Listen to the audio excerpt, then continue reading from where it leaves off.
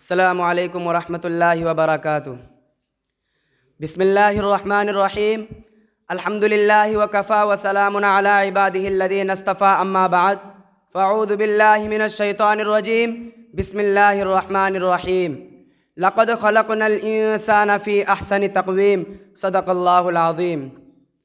لائق صدر احترام، معزز سامعین کرام، آج میری تقریر کا عنوان ہے انسانی دنیا پر اسلام کے احسانات۔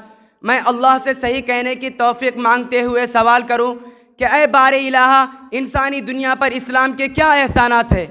تو جواب میں سورہ بنی اسرائیل کی آیت نمبر 70 کہنے لگتی ہے، وَلَقَدْ كَرَّمْنَا بَنِي آدَمَ وَحَمَلْنَاهُمْ فِي الْبَرِّ وَالْبَحْرِ وَرَزَقْنَاهُمْ مِنَ الطَّيِّبَاتِ وَفَضَّلْنَاهُمْ عَلَى كَثِيرٍ مِّمَّنْ خَلَقْنَا تَفْضِيلًا، کہ ہم نے بنی آدم کو معزز بنایا ہے اور اسے بہترین روزی دی ہے۔ تو سورہ 3 میں 4 طرح کی قسمیں کھانے کے بعد اللہ نے فرمایا لقد خلقنا الانسان فی احسن تقویم، کہ ہم نے انسانوں کو صورت و سیرت کے اعتبار سے، صلاحیت و استعداد کے اعتبار سے، غرض ہر اعتبار سے افضل و عرفہ اور مکرم و اعلیٰ بنایا ہے۔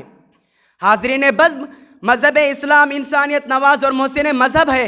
اس مذہب نے ہر موڑ پر انسانیت پر بے شمار احسانات کیے ہیں۔ ذرا آمد اسلام سے قبل کا جائزہ لیا جائے تو یہ بات اظہر من الشمس ہو جائے گی کہ اس وقت تو چوری و جوا بازی، شراب نوشی و حرام کاری، بدکاری و بچیوں کی زندہ درگوری، معمولی سی باتوں پر جھگڑا اور ناحق قتل عام کا سلسلہ جاری اور انسانوں پر شیطانی جنون طاری تھا۔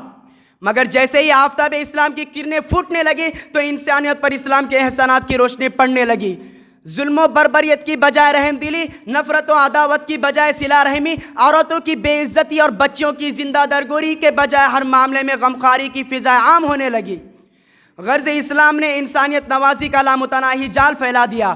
مگر ان سارے باتوں کے باوجود یہ سوال کیا جاتا ہے کہ انسانوں پر اسلام کے کیا احسانات ہیں؟ تو آئیے، قرآن خود کہتا ہے ان الذین آمنوا وعملوا الصالحات كانت لهم جنات الفردوس نزلا، کہ اپنے خالق کی حقیقت پر ایمان لانے کے ساتھ ساتھ اعمال صالحہ کرنے والوں کے لیے دائمی آرام والی جنت کی خوشخبری ہے۔ کیا یہ اسلام کا احسان نہیں؟ احترام انسانیت کا درس دیتے ہوئے، بے پناہ مشقت و مصیبت جھیل کر اپنے اولاد کی پرورش کرنے والدین کے ساتھ حسن سلوک کی تعلیم دیتے ہوئے وَقَضَىٰ رَبُّكَ أَلَّا تَعْبُدُوا إِلَّا إِيَّاهُ وَبِالْوَالِدَيْنِ إِحْسَانًا فرمایا، یعنی تمہارا رب کا فیصلہ ہے کہ تم بس اسی کی عبادت کرو اور والدین کے ساتھ حسن سلوک کرو۔ کیا یہ اسلام کا احسان نہیں؟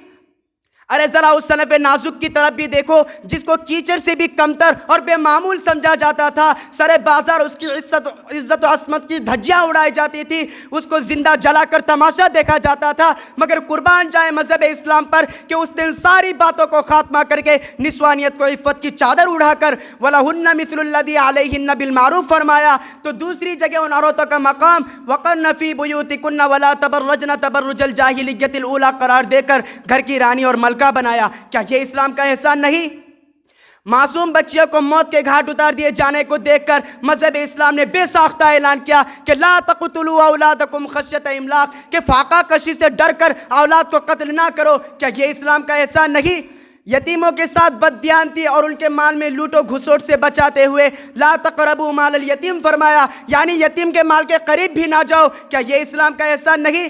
ملت کے ایک فرد کے قتل کو ساری انسانیت کا قتل قرار دیتے ہوئے فرمایا ما قتل نفسا بغیر نفس او فساد فی الارض فکأنما قتل الناس جميعا، یعنی جس نے کسی کو ناحق قتل کر دیا اس نے ساری انسانیت کا قتل کیا۔ مجھے بتاؤ کیا یہ اسلام کا احسان نہیں؟